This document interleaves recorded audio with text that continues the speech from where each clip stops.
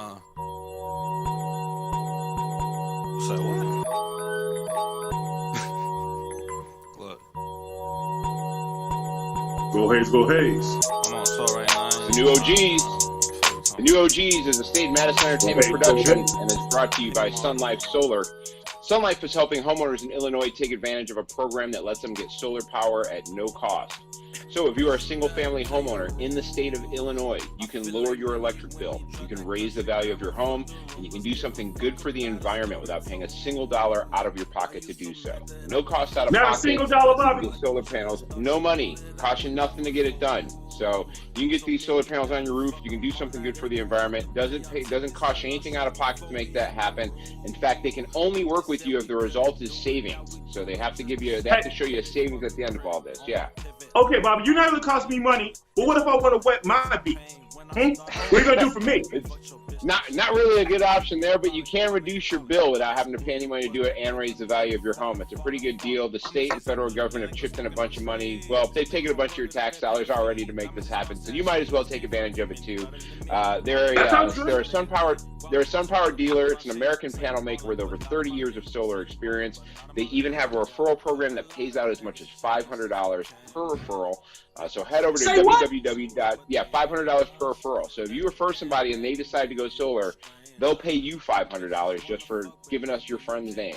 Go to illinoissolar.today, www.illinoissolar.today, and get in contact for a free consultation or to refer someone you know. We are also brought to you by the People of Comedy. That is the People of Comedy Network. That is the studio that we are broadcasting from today. Comedy people. It is the far and away the best podcast studio in the city of Chicago. It is the most tech heavy, the most fully capable Death Star available. I'll take that as a compliment. Blowing up planet, baby. Hell yeah, we saw shots of the upgrades today. It's sharp. We got James in the home studio there, keeping things running for us. Check in daily. They've got a ton of great pods going on. They've got, I think, 3 going on today. Hillary recorded earlier today. Yes. And then we're in here now, and then you have Man-Child and the Yogi recorded at noon, and then we have a protest right after this. Oh, wow. With Danny Lime. And then the protest after this. So. I regret that we're not in there because I want to see all the super high-tech shit. It's nice, dude. Yeah. You'd shit your pants if you saw this, man. It's really cool. Yeah, I'm going to check it out, too. You know, there are a couple milestone dates coming up in the near future that I just want to make sure that we stay healthy for. And so I've got to check out my new bong, baby. Back over something. Oh, you got a new thing in here. That's beautiful. Is that a baseball bat amazing. At the end? What the hell is going on? What is that? What are you doing? It's like Flying up there. The mechanicals that you've got going on right now. Man, fucking pandemic money is good, isn't Keeping it complex. Is that what you did? Your artist relief fund check?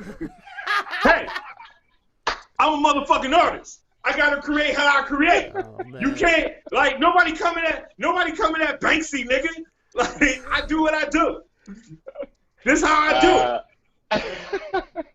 Man, before we actually jump this off, I actually want to give a shout to all the people who have actually been viewing our episodes lately. We have had a massive jump in viewership. It's coming from all over the world, which is cool.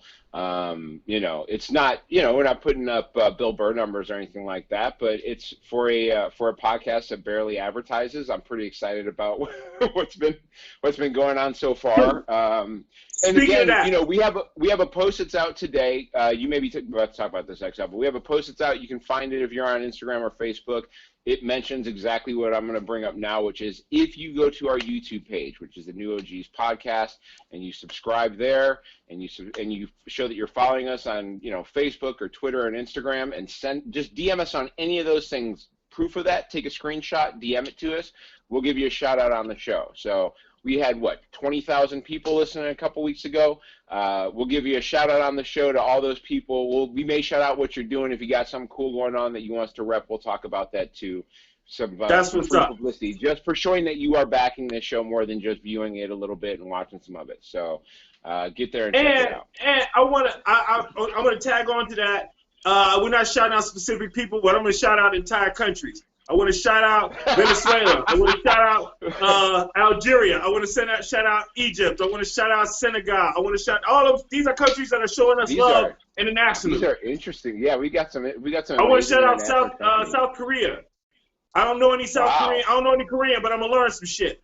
I'm gonna learn some shit so I can say some shit to y'all. I appreciate y'all watching. I think they teach English pretty heavy in South Korea. I know they speak English. I didn't mean it like that. I mean, with the U.S. I don't think they be. I mean, we do have subtitles, but I mean, they're listening, so I'm assuming. Yeah, I mean, but as a gesture of love, I'm gonna learn. Like, just gonna get you a little South Korean. I know we have a lot because I see a lot of Arabic writing on our thing. So, salam alaikum to my Muslim brothers and sisters that watch the show. Shout out. Yeah. To my Jewish brothers and sisters, Shabbat Shalom. What's up? Friday night. Yeah. Speaking of which, if you missed our Nick Cannon midweek mini episode, go find that on YouTube. It's at the New OGs pod page. It was a fun. We were starting to do these midweek mini episodes that are like 10 to 15. Because too much shit happened.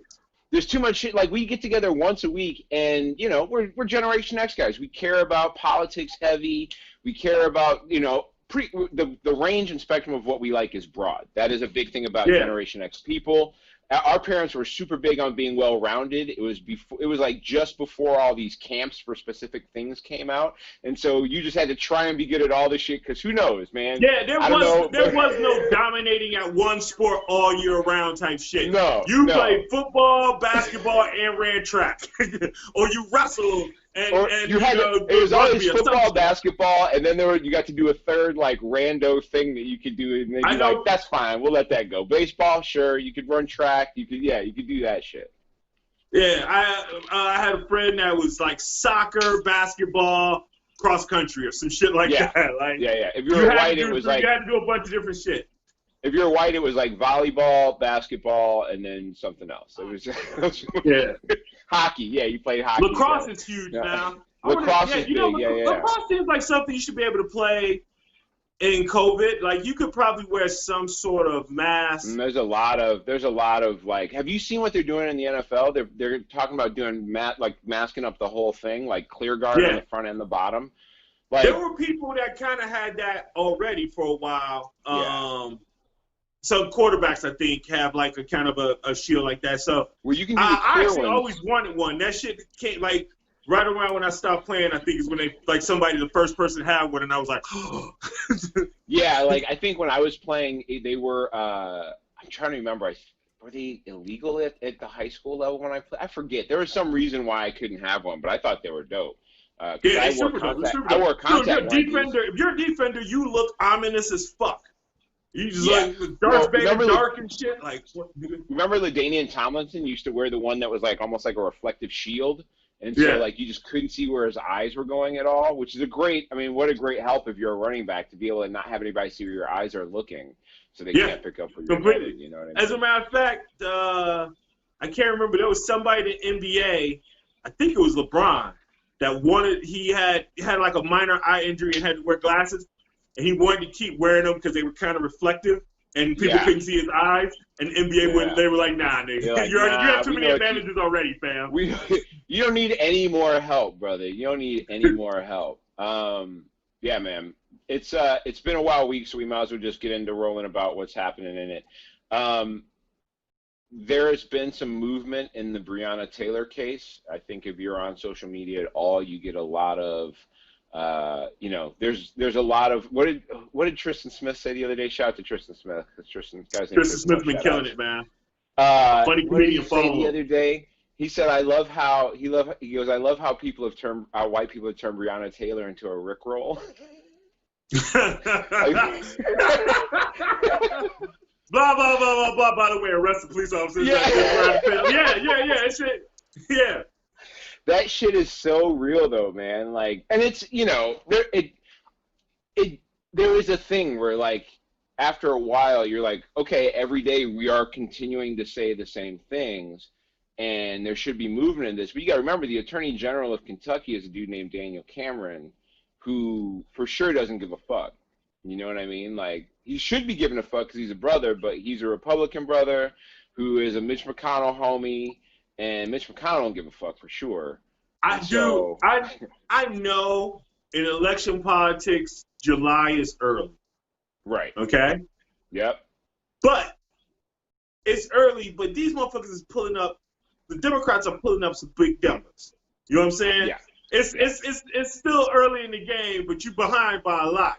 I wonder how long. Excuse me. I mean, I can understand going down with the ship, because even if you go down with the ship, there's a job on the other end when y'all are fired if you don't sell a motherfucker out. Yeah. So I can understand that to some degree, but how they're not moving at all, I don't get. I don't understand. It feels like they're trying to actually force some sort of break. Yeah. It feels like they're trying to actually break what we are. Well, and in this case in Kentucky with Breonna Taylor, now it's to the point where the mayor is about to be investigated for the handling of the case. So the situation that's happening there is that. Hold on one second. I got somebody trying to jump in here. Oh, it didn't happen. Yeah, I saw that. The city council announced that they were going to put the mayor in the investigation, which usually, I'm going to be honest with you, I don't care where you're at. If the city council comes together and decides to investigate the mayor did some shit. You know what kind of balls it takes to investigate the mayor? You don't shoot for the king and miss, nigga. So yeah. I mean, they're investigating him. That means they have reason to believe he's guilty of some shit. Yeah, they've now, they're going to go after him now, so that's what's going to happen. That was not originally what they had. I mean, that's not originally what they were going to be doing, right? They're trying to get away with this whole thing. We had forgot about everything, but this recent issue that happened where there was a whole sit-in that happened outside of, I think it was Daniel Cameron's place, and they arrested all those people. I mean, there's been a lot of stuff still going on that hasn't been covered this whole time. That now we're going to see because of this investigation, right? Hopefully this will create more awareness and really put the heat on Louisville to do something about this situation. If that means the mayor resigns, that's not a terrible start either. Yeah. More than the mayor needs to resign, a whole bunch of people need to lose their job, and it's insane that it's taking this long. The mayor's excuse this entire time has been, well, they didn't turn the cameras on. We don't have cam footage. Which that alone should be that right there. People are talking about things you could do for the places that are keeping police. The places that are keeping police, it should be automatic. It should be just like a DUI. If you refuse a breathalyzer, you're arrested. You're charged. You're presumed guilty. Right. Right. If you turn off if your camera's not working, you turn off your cam. You're presumed guilty. There's no positive reason to turn off your cam. Right. Yeah, absolutely. Yeah, there's no reason for that at all. And that happens constantly in those cases. And the whole thing is just the qualified immunity stuff has to go away. At the end of it, there just needs to be less policing, period, in regards to some of that stuff that's going on. And these situations like this something has to come of this. It can't keep going that way.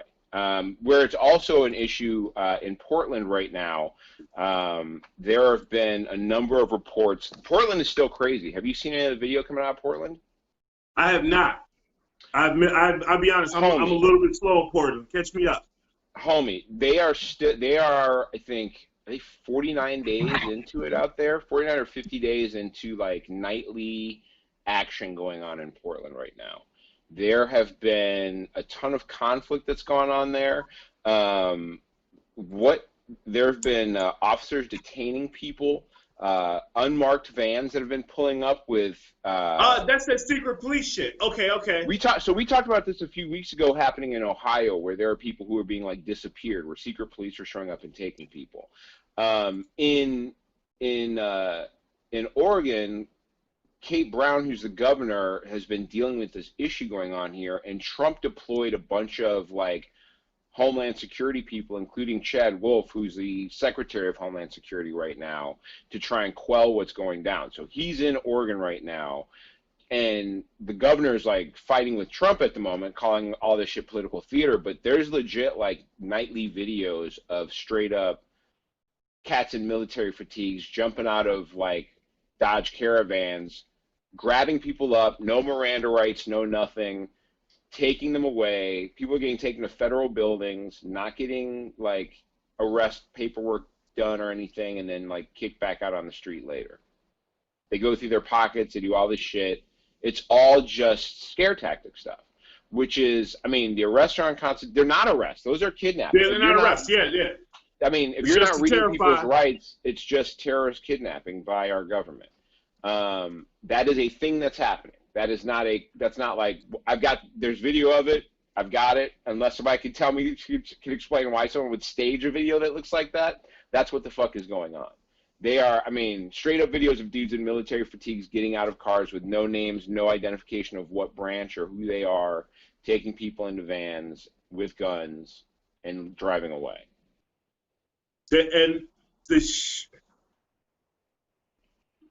I just don't understand how much more we need to see.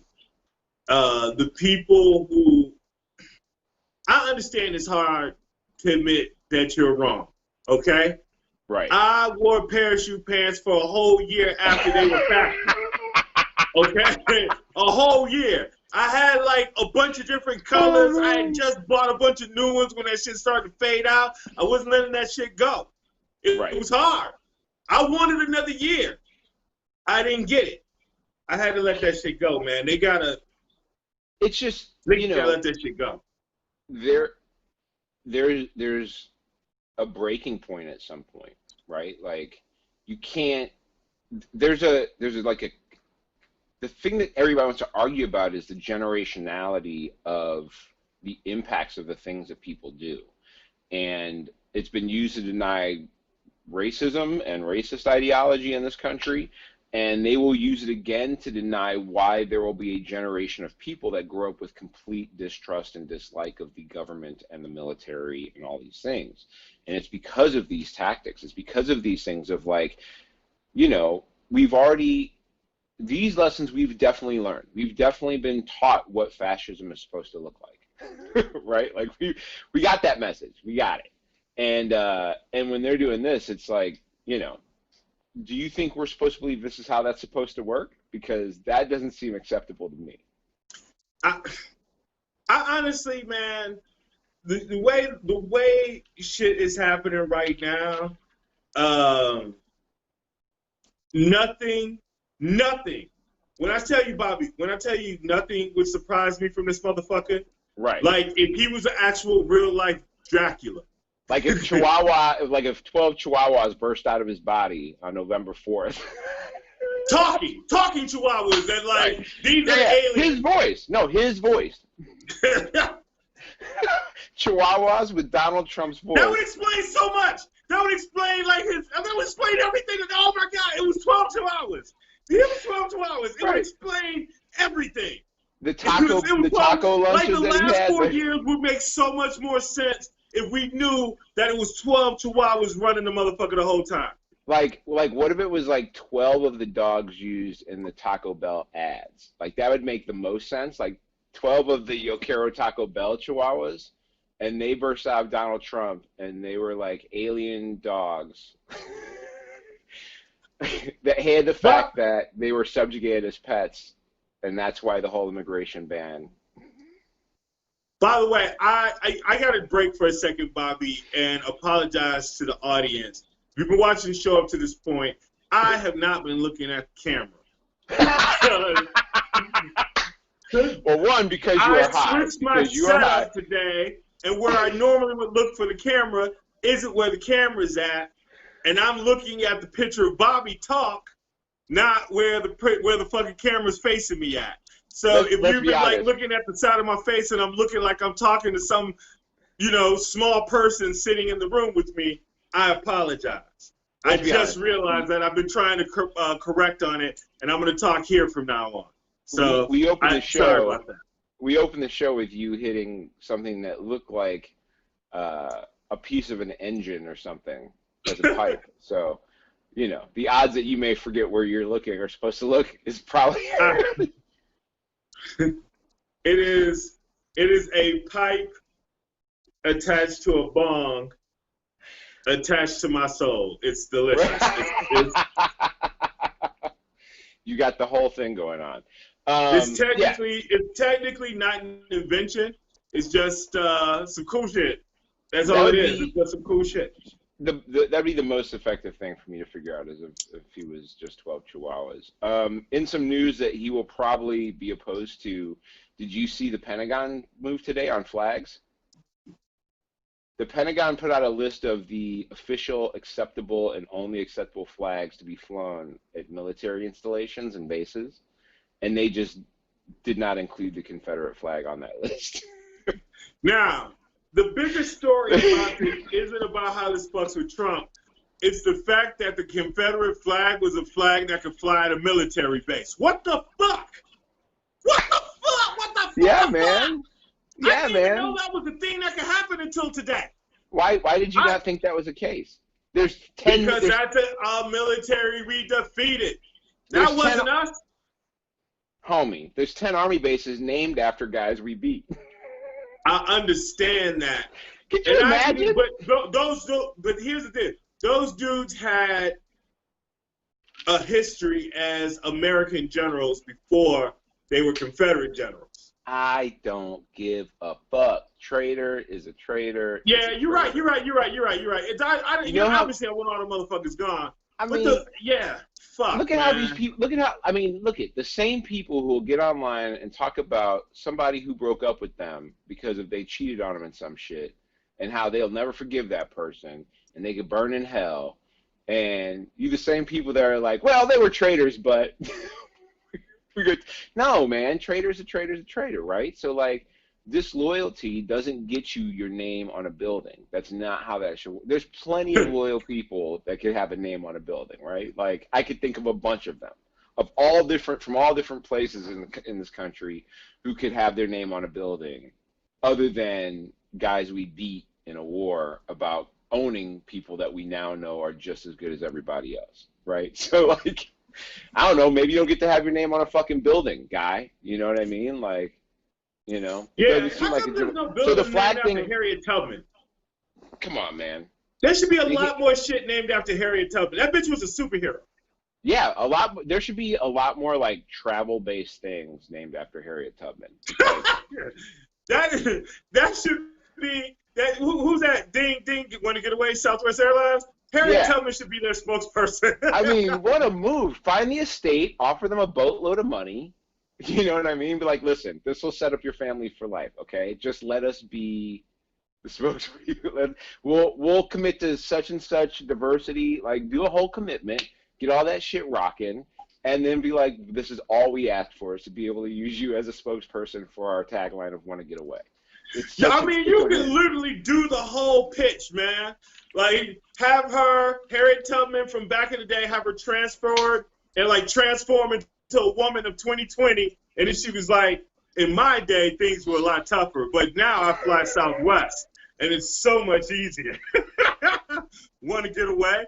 And then she can even have, like, a Karen. We can, like, have a Karen woman. Like, I want to see the manager. Ding, ding. Want to get away? Harriet Tubman. Nigga, Southwest, pay me. It'd be like the flight when she's at the gate. It'd be like a flight to Liberia. The flight to Liberia, Sierra Leone. The Marcus Garvey discount. Want to get away? Oh, shit, man. You know, their stock would soar and black people would just fly on Southwest. That's Southwest would become... They're the love. They call themselves. They're the love airline now. They've become the soul airline. They'd be the soul plane for sure. They'd be the official.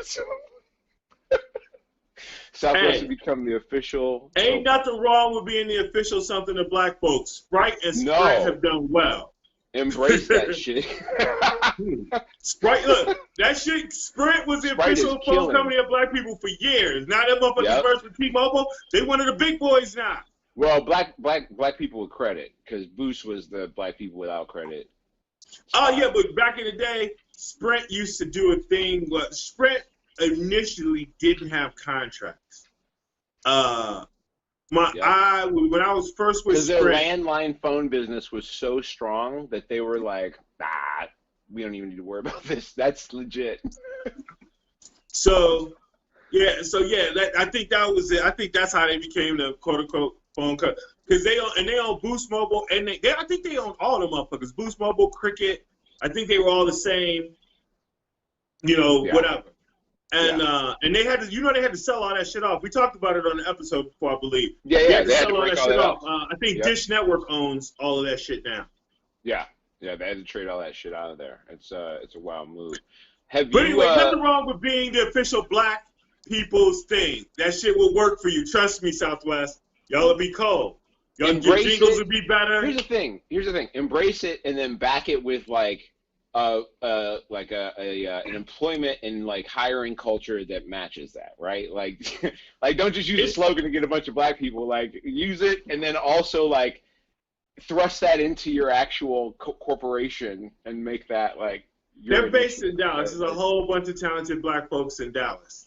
Yeah. So. Yeah. Not that they haven't. I don't know how Southwest corporate structure actually looks like. I'm just saying in general, if you are a company and you are like, we'd really like to be working with some more of these people, like, I don't know, hire a bunch of them and then put them in positions of power and then let them suggest how they might best do that. You know what I mean? Like, hey, we need more people like you that like our shit. How does that work? And then let them run that. It's not very hard. It's a pretty easy thing to do. Have you been tested for coronavirus yet at all? I have not been tested, but you've had person I'm with has been tested, and I have been with them before they got tested, so they were clear, so that made me feel like I was okay. How about that? Yeah, same situation. Other than you and James, I've seen James once since the shutdown happened, and you were the only other person I've seen outside of the person I live with, and being at the grocery store. But the only person I've spent any time with, like in any capacity, has been meet up with you for like 5 minutes at a clip here and there, and maybe like 20 minutes one time.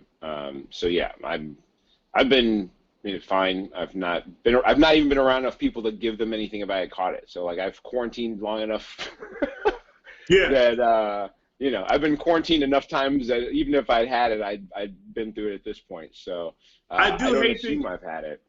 I do hate this shit though, because every time I cough a little too long from hitting the bong or some shit like that, I'm like, it got me! It finally fucking got me! Yeah, weak coughs are a bad thing to have in a pandemic, man. It's a real threatening thing. You're like, I believe that, like, you'll have one of those weak coughs that come back from earlier, where you're like, oh, I should have coughed earlier, but I didn't, but it hits you like minutes later, and you're like, but sometimes you're high and you're just like, oh shit, was that right, I was smoking earlier. That's the only thing that should happen. That's the only. Numbers in Illinois have been going down, right? You guys are down, or are you guys up? We are down. Pritzker has been killing it. I saw somebody, and literally just today at the gas station on my way home this morning, and I saw somebody that had something that said Pritzker sucks, and I was like, at what? What? Right. Golf? What the fuck are you not being governor? This motherfucker's doing pretty good right now as far as being governor. Our numbers are down. I'm assuming that person that had that's probably an anti-masker or some shit like that.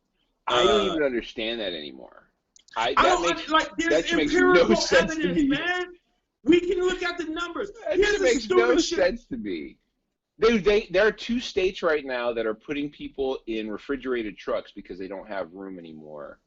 They got to get the bodies out of the beds. Texas and Arizona, 2 places that were like, I'm telling you, man, when the shit was all locked down in Illinois and California, I had friends, bartender people that lived in both places that jetted out to Arizona and kicked it out there because Arizona didn't shut down. And now Arizona's in this place where they straight up have refrigerated trucks to keep bodies. That means your pop or your gam is being left in a fucking refrigerated truck that you can't even go see her right now because they can't even let you close enough to the hospital. And we gotta stop. And we gotta stop with the pop and gam thing, man. 41-year-old dude died the other day. Kids are dying now. But I mean, you know what I mean? To make it, sometimes people gotta understand, this is like your mom. This is your cousin. This is you. This is you stuck in a hospital bed, and nobody can come even hang out with you. This is the shit. this is the shit that Americans don't even. The people who are anti-maskers, they're so stupid they don't even take into consideration. America's healthcare system is so fucked up and weak and dysfunctional. You might not know that you're at risk. Like, you're out thinking like you're young and healthy because you're just, hey, a lot of people have shit and you find out when you get sick. That's when you find out that you fucking had that shit. Yeah. Like, you're out there fucking thinking you're partying and cool. You might be at risk already. So one of the things that happened, put on a fucking mask. There is a spot in Illinois that did pop, like in Chicago, that has like had rising numbers, and it's in the Lincoln Park area. And it's in a spot where there's a lot of young people who, like, the government was at a phase where, like, bars and stuff had reopened. So people just followed the instruction from the government and went out and, like, and now a bunch of people are sick. And, you know, that's part of it. But also, like, that forces workers back out into a position where they've got to be serving people. And, like, they don't get to not come into work because they don't feel it's not safe, right? So, like, you know, it just – the fact that people won't get on board with a super simple concept for even like 2 months, like not even for 2 months can everybody just shut up and just like, it's not like all the extra concerns, like the microchip and the fucking 5G, all that shit, we could end all that talk if everybody would throw on a mask for literally 2 months, like straight up 2 months. If you walk outside, you throw a mask on, that's it. In 2 months, that is what and even if it wasn't completely gone, it'd be at a level where it would be a lot more. That's what every other country who is now starting to reopen has accomplished. Like, you know what's fucked up? Because we don't have leadership, I heard this on a sports station, and this is what leadership would have said that would have fixed this shit. Hey, put on a fucking mask or there won't be sports. Yeah. You want sports back? Put on a mask. Yeah. You want your kids to go back to school in the fall? Put on a mask. Well, they're pushing hard for that. Huh? They're pushing hard for kids to go back to school full time, which is just going to get a bunch of kids murdered and their parents murdered. I mean, that is murder. I don't know if I can't remember if we had this discussion. The reason why the orange idiot is pushing kids to go back, obviously, because they want people to go back to work. Because some economists, out of context, Trump heard an economist say the only way we get the economy back started is we get kids back in school. Somebody said that shit, and he heard that part, and so now he's just been gung-ho on that. And it's been embarrassing. Betsy DeVos, or DeVos, however the fuck you say her name, I don't give a shit. It's DeVos. She's a piece of fucking slime. It's DeVos. I hate doing this, man, because I feel like I'm being Limbaugh or something like that, calling her a piece of slime, but she's not a good person. And there's evidence that she's not a good person. This is not one of those conspiracy things.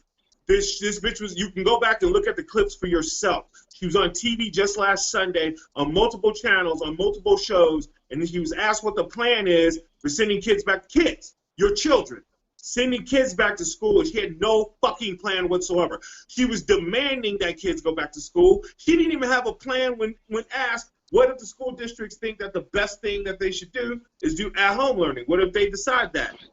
They got to go, no, we can't do that. Kids got to be in there. They're like, but she had no plan, no ideas, no suggestions, no, well, the health officials say we can do this and we do this with class sizes.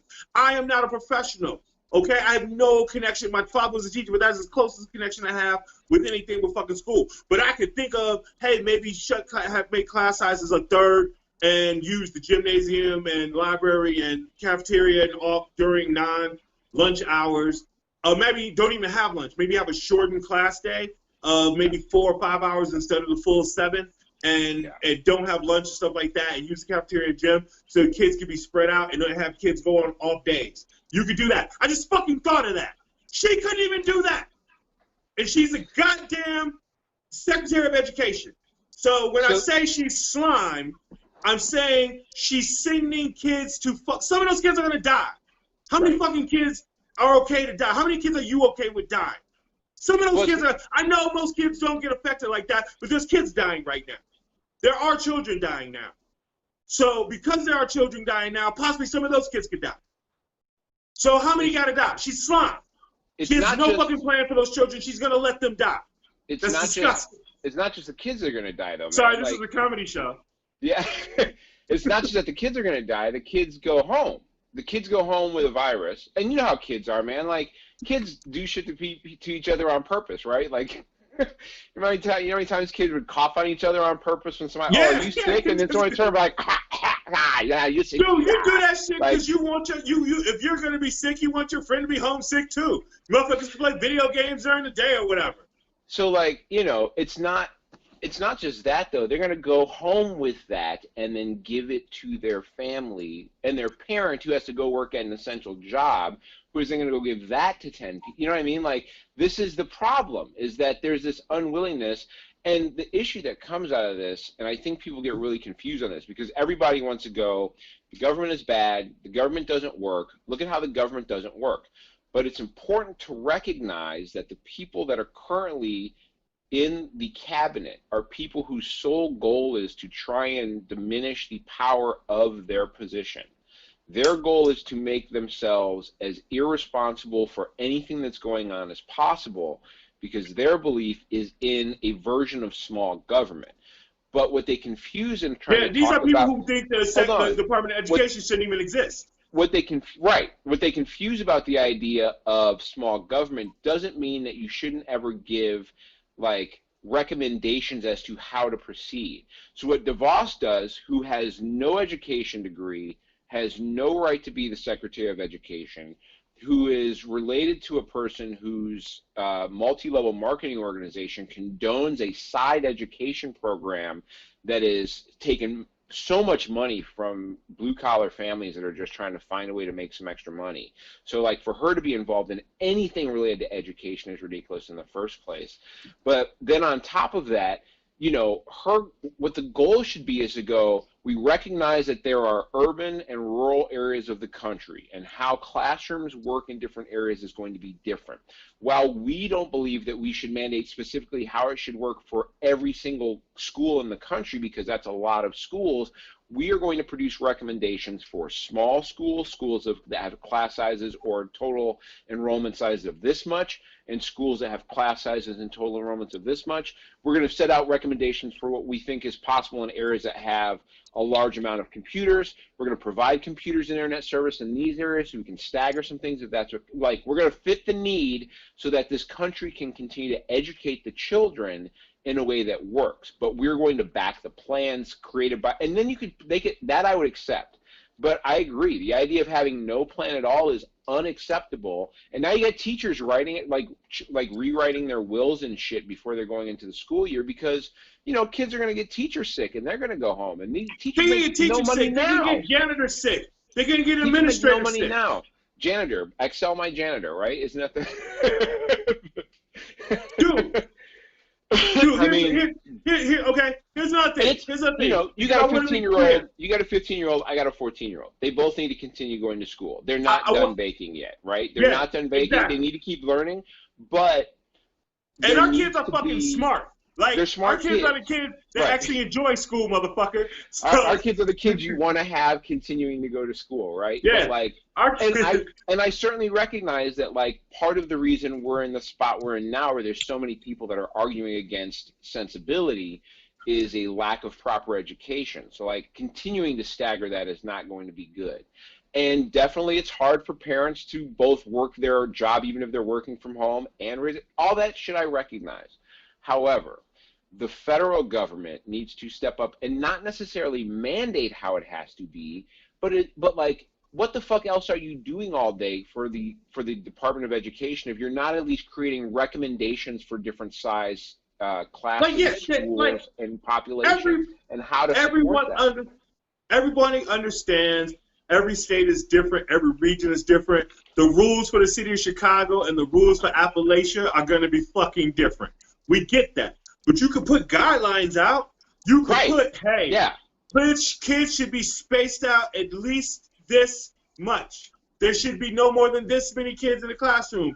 Classes should be about this length of time to prevent them from being in the same space for too long. After every class, maybe an aerosol spray should be sprayed in the air to, you know, disinfect the room. I'm thinking of this shit off the top of my head. This bitch was on 3 shows on TV, and she couldn't think of one thing. Here's what the federal government does. Here's what they should do. You just incentivize that following guidelines and recommendations will get you the most help that you need to meet those like, you know what I mean? Like if you need the most help with like extra computers or better internet or some free internet in some places to fill in the gaps, like the federal government is willing to help those that are willing to step up to the plate and meet the guidelines that we're putting out there to best make sure that we can get this economy moving again. Because what the whole point is to not send everybody back to work and school and then they all get sick and then it doesn't work when everybody's dying, unless that is the point. Is that the point?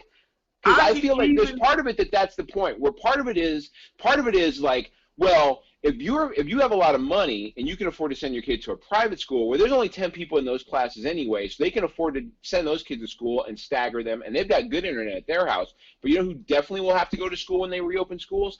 Public school kids in the inner city. That's going to who's going to have to go to school. You know who's going to have to teach those kids? Public school teachers who are also paid probably shittier than private school teachers. Like all those special charter schools and shit, they are paid shittier. So like the people who are going to suffer again by the reopening of schools are brown and black cultures in the inner cities, and those white people and a lot of poor white. And those poor white people who are poor enough to be collateral damage in the eradication of the poverty class in the country. Like, that's what's happening. The rush to go back to school is about killing kids and the poor people around them. I graduated from college 20 years ago, and I think I know like 8 women that I graduated with that are teachers. My man. And I knew them since they were girls and I was a boy. But 8 women that I graduated with that were teachers, and they came from blue collar, Southside Chicago neighborhoods. Like their parents were okay, but they weren't rich. They didn't come from money, and they had to be a teacher on the South Side. Like they didn't have options to go anywhere. They had to be a teacher in a fucked up neighborhood where they needed like security and shit like that. Like they required that shit. So it's not. I mean, I do want to focus on black and brown, but when we do that, sometimes the way we word things makes it sound like we don't give a fuck about poor white people. I give a fuck about poor white people because poor white people are closer to me than obviously rich white people. Rich white people. Yes. And I'm not saying rich white people don't give a fuck about shit, but poor white people, nigga, we in the same boat. They don't give a fuck about y'all either. There are multiple. The tough thing about social media, where you see a lot of these arguments happen, is that there's a nuance that you cannot really cover in the depth of an interaction on Facebook or Twitter. It's so hard to navigate that because there is an issue of class problems in this country, and there is an issue of white supremacy in this country, and those are two separate things that play off of each other oftentimes that create these issues. The entire foundation of white supremacy is using the poor white class and using them as a wedge against the browns and the blacks, the colors. And a lot of immigrants. I mean, immigrants that are even, in the past it was used against immigrants who were just the new white people, right? Like the new poor. If you're poor, there's a class issue that goes on where but the issue is because of systemic issues that have relegated people of color to the low end of that economic spectrum, the war against the poor is essentially a war against those people. And then white poor people, we were all just one race. It would just be a war against poor people, right? It'd be real easy. You'd be like, oh, this is simple to spot. They're just putting it. But that's why that's why the creation of this interracial, intercultural, like it's hard. If you demean people who are lesbians or gay, the LGBT community, and then by demeaning them, what happens is they get relegated to jobs that are not high paying, which means they get stuck being poor, which means they get caught up in the same collateral damage. It's the same issue where by creating marginalized groups, you demean them to the point in their job capability that they can't earn enough normally to get out of that unless they are willing to play a role or physically fit a part that they need to get there. And so those are two things that are super intertwined, but it's happening. I mean, that is a thing that for sure happens in the school system as well. That's just an issue that's going on there. In the meantime, though, did you see that Trump has flipped on masks? He's now like, everybody should wear a mask. Georgia is telling people they should be wearing. Alabama, Kay Ivey telling people they should wear a mask. You know, I had this thought, and then I heard somebody else articulate on MSNBC. I can't remember who it was. So I think it was maybe Charles Bull. I can't remember whoever it was. They basically said, even though Trump's numbers are trash right now,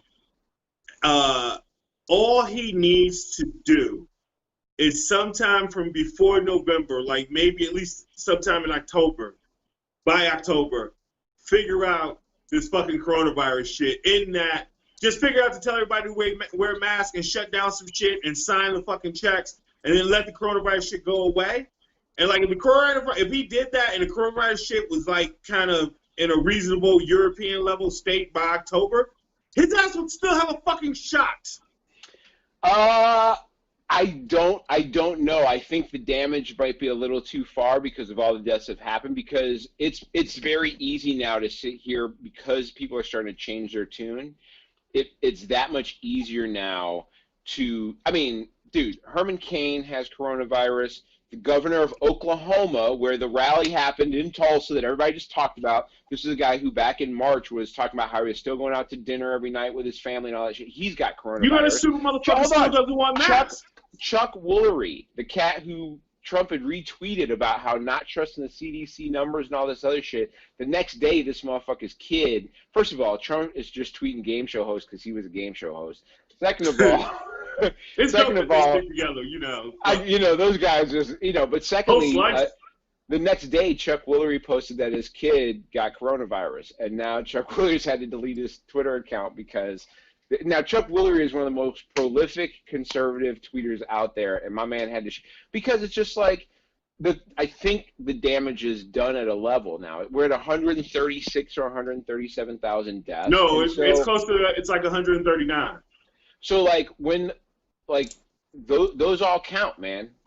Those all count in the record, right? Like all those got to count in the first because in March he could have said, "Listen, I'm not trying to get in on anybody's freedoms, okay? We're trying to stop a disease, and so I'm gonna ask." So, Bobby, and I want to agree with you. You know how much I want to agree with you. You know how much I'm usually making the argument you're making, and you're usually making this argument.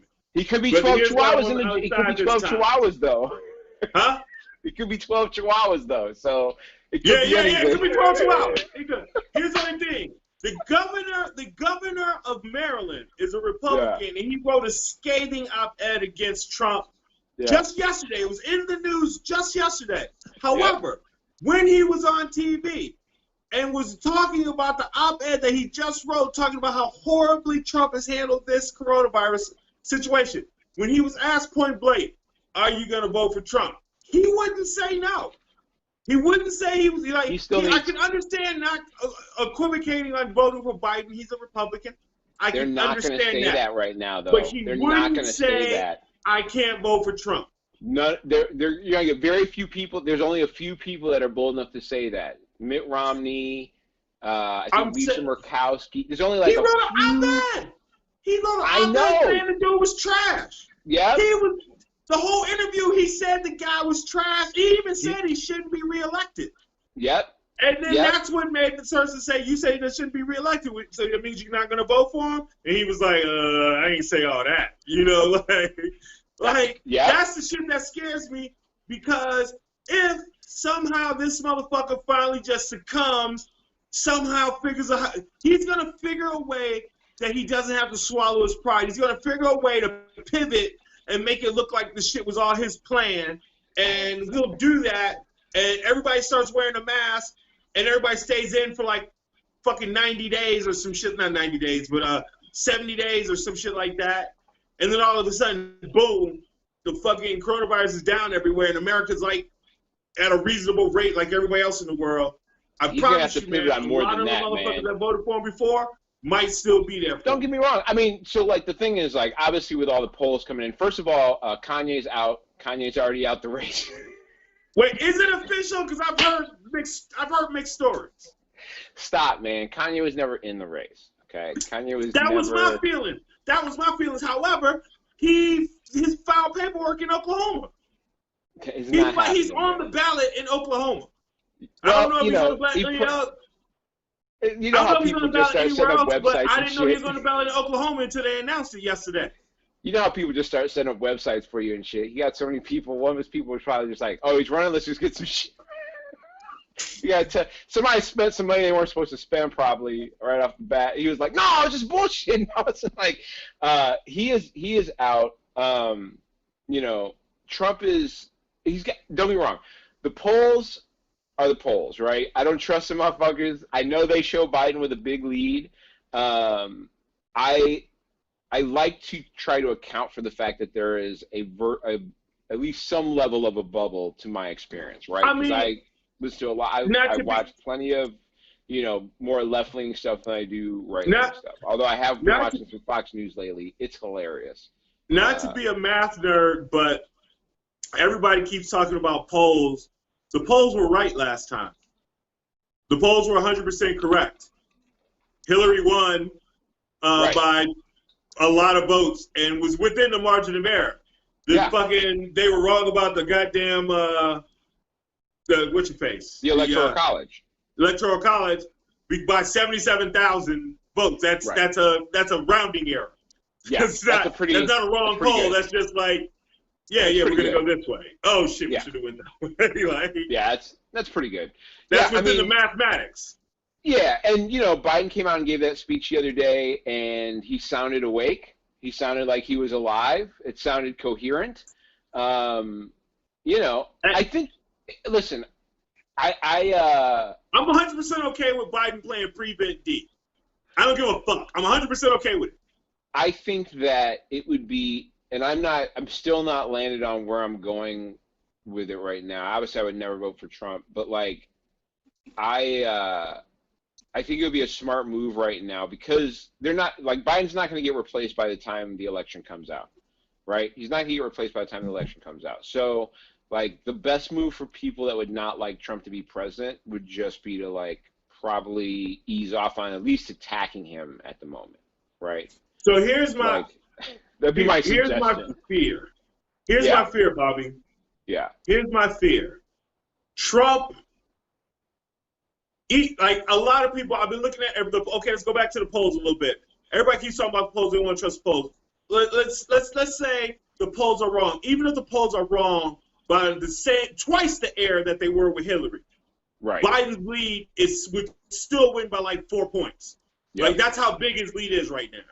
Yeah. Knowing that Trump isn't the type of person who would actually face a defeat. He just won't do it. And everybody thinks that we're afraid that he won't leave if he loses. What I'm afraid of is that he fucking resigns in October, right before the election, and then everybody gets excited and votes for fucking Pence because nobody likes Biden. That's an interesting call. And that would fuck up everything. That's because an interesting call. Two things would happen. He wouldn't have to face defeat. He could make up some bullshit like that. It was never going to work. They were against me. I didn't care about. I thought I was going to win, but I knew we were going to lose the Senate, and I didn't want to be there, and I didn't want to work with those damn Democrats, so I resigned. And blah blah blah. I wasn't going to stick around for that. And Pence, we end up with fucking Pence. I mean, and they're the Senate because he's Pence losing a lot of favor on the right too. There's a lot of people that are starting to be less supportive of whatever he's talking about. He's continued to have those issues. So I don't know. No, Trump. I mean, there's a lot of Republicans who are starting to dip out on him. So I mean, there's a bunch more on that. We'll probably add. I think there's a midweek coming that we'll get into some of the. I think we have a midweek coming that's just Trump related shit going into the election. So there'll definitely be some more on that. I want to get on some fun shit before we get out of here. Do you have the new Peacock network? I set up a dedicated line for when we started doing this show and got Comcast or Xfinity, and I had Peacock a month ago. Okay. Was that how it worked? You got Peacock early if you were on Comcast?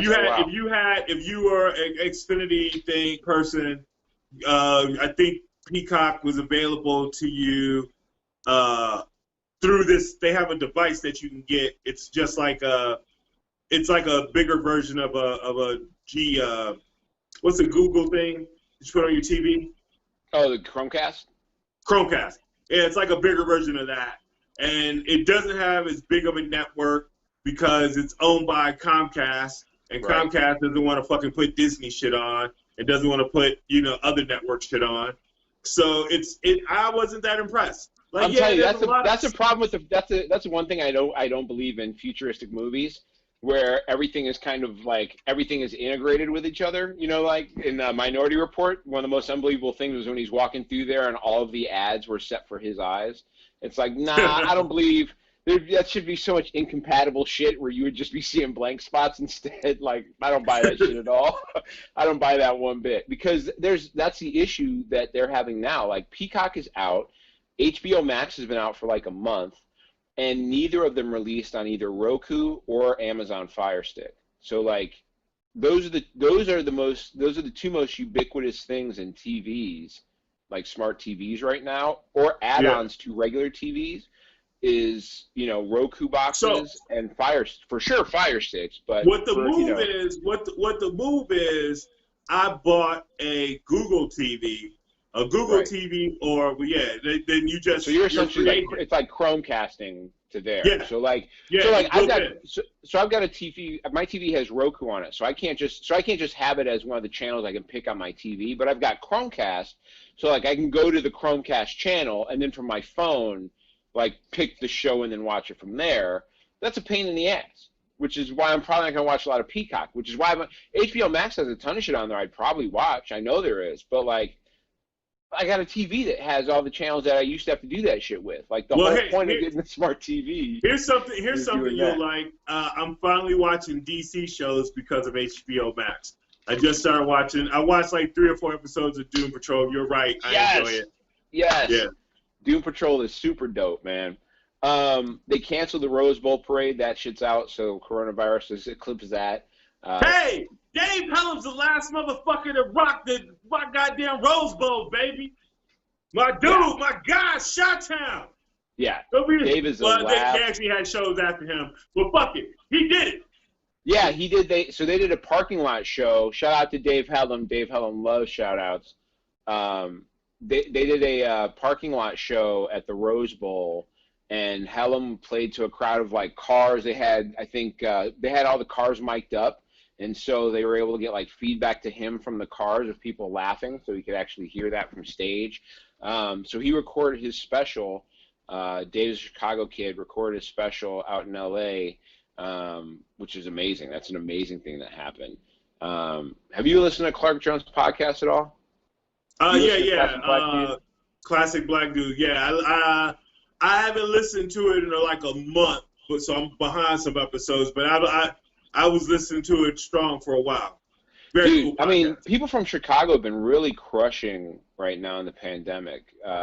Meg Stalter's out in New York. She's got, 70,000 Twitter fans now. She's doing cameos for people. She's got shit blowing up. Dude, I didn't know this. I don't know if you watch Colbert. She does voiceover work with that cartoon. There it is. Network. When they do the network TV people, she's the ditzy blonde cartoon character. That's Meg Stalter. Dude, that's hilarious, man. Yeah. I think Chris Redd might be up for another Emmy nomination too. Another one of their songs they did on Saturday Night Live, or one of the things he worked on, I think, is up for another Emmy. I think they got nominated, or they're up for another Emmy, which is crazy. Have we talked about Miami Nights on here? Did we talk about Miami Nights yet? Have you watched Miami Nights? Yes, I watched Miami Nights. I fucking love Miami Nights. I love the creativity and There's an interesting aesthetic to it, right? Yeah. Go ahead.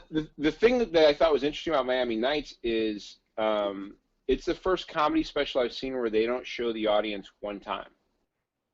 Dude, if you watch Miami Nights, there's no audience shot. There's not other than the very end where he shouts out his attorney. There is 0 audience shots at all. So you don't see the audience at all, which is a different thing for comedy. Yeah. For a stand-up special, that's a different thing. And the crazy thing is, Hannibal is so smart. His brain works in such a way. I don't know if he edited like that for the time, or if he already had that shit like that, and it just like, bam, this is perfect for right now. Well, think Because about it. he basically just gave us a blueprint of how to shoot a comedy special right now. Well, think about how comedy specials normally work, right? Like, you watch a comedy special, and they show the comic, and there's a lot of shots of the comic and the audience, and you laugh, or you oftentimes think that the comic is doing a great job because you see audience laughter. But a lot of times it just cuts to audiences laughing, and the reality is, like, how do you know they were laughing right then? Like, Yeah. there's still laughter going on during Miami Nights. There's a crowd laughing. You just don't ever see them. So, like, that could be any crowd laughing, to be honest with you. And the truth is, even in the comedy specials you watch, except for when you can visibly see an audience member laughing audibly, like synced up to viewing them, any laughter you see an audience having, like the backs of their heads while you're watching a comic tell a joke, if you're watching that at home, you honestly don't truthfully know whether that's, like, real or not, right? Like, you really have no idea. And so, like, I think what Miami Nights did for me is it made that recognition that, like, that viewing of the audience is really a trick of the mind for the person watching at home, being like, see, they're laughing, he's killing, you laugh too now. You know what I mean? How many specials have I watched that I thought were amazing because the audience seemed to be loving the shit out of that guy, but, like, how much of that audio was actually naturally captured in the room, and how much of that was like, oh, they show the audience from the side while he's telling a joke and everybody's going crazy, but, like, maybe that's not exactly as funny as it was. You know what I mean? Like, and so I thought Miami Nights was interesting in revealing that, like, it's you don't need to see the audience to see a good special. That's not, you don't need that trick. He cut it in a way that when I initially talked to you, I was like, damn, he did a whole special, because I thought the sound was piped in, because I had forgot about the part with his lawyer until you just said it. I was like, oh yeah, that's right. There was one audience shot. Sure, but he did a show in front of an audience. For sure, I might have still been watching it when I sent you that message and said what I said about, wow, he filmed this without an audience, and you were like, no, he filmed that a while ago. I was like, what? So it's wild. If you haven't seen it, check it out and take note of that when you're watching it. It's a pretty interesting, like, you realize how much of comedy that you watch, especially stand-up, that you just buy into the laughter because you see what you think is that audience laughing at it. I'm not accusing him of this because I don't know what his relationship with these people are, and I don't know if he even thinks like this. But he did some stuff multimedia in there that was really funny, and he did some stuff with some voice amplification and things like that. And it almost felt like he was taking shots at a couple people who I'm not gonna name, because he did this shit, like, he didn't say nothing, he didn't say anything about anybody. But the way that he did it, it was almost like, I could do this shit too. It's not that impressive. And he just kept doing this shit, because I was like, this isn't his thing. This motherfucker don't have all this extra shit with his stuff. And he did that with this special. It might have just him being artistic and expressing himself.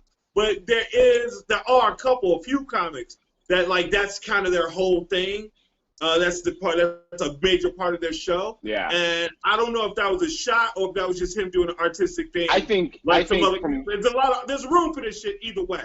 But I thought it might have been a shot. I don't think so. I think after watching Hannibal kind of as a comic over the years and the different experiences that he's had, I think, you know, he veers into that category of trying things artistically that guys like Donald Glover fall into, and, you know, Open Mike Eagle and all those Chance and all those. I think he falls a lot more into that category than I think people would like to give him credit for. Like, he's a guy who will experiment with ideas in comedy, I think, in a way that is interesting. And I think that's probably what that was, more so than just that's definitely his brand. Yeah, experimentation is definitely his brand. I was probably leaning more just on the audio, the way he did the audio visual. It felt that way. I'll tell you after the show who I'm talking about. I'm talking about somebody in particular, but where can people catch you online, man? At XL Comedy, XL Comedy, all one word, on Twitter, Facebook, and IG. Nice. You can catch the show at New OGs Pod on Twitter and Instagram. You can find us at the New OGs on Facebook. You can find me at Mocha_Jesus on Twitter and Instagram. People of Comedy at People of Comedy on Instagram, and People of Comedy Network on Instagram. People of Comedy on Twitter. Make sure you follow us everywhere. Subscribe and rate. Get on YouTube. Follow us there. Thank you guys so much for joining us this week. That's it. We're out of here. That's what's up. Yeah. Go ahead, go back. Oh, big shout out! Big shout out to the Authentic Cuts, Naperville, baby. That's my spot. Authentic Cuts, love shout out. They said we couldn't do it, now we do it just to say we did it. Fuck a credit on my pivot. I've been ballin'. Engine louder than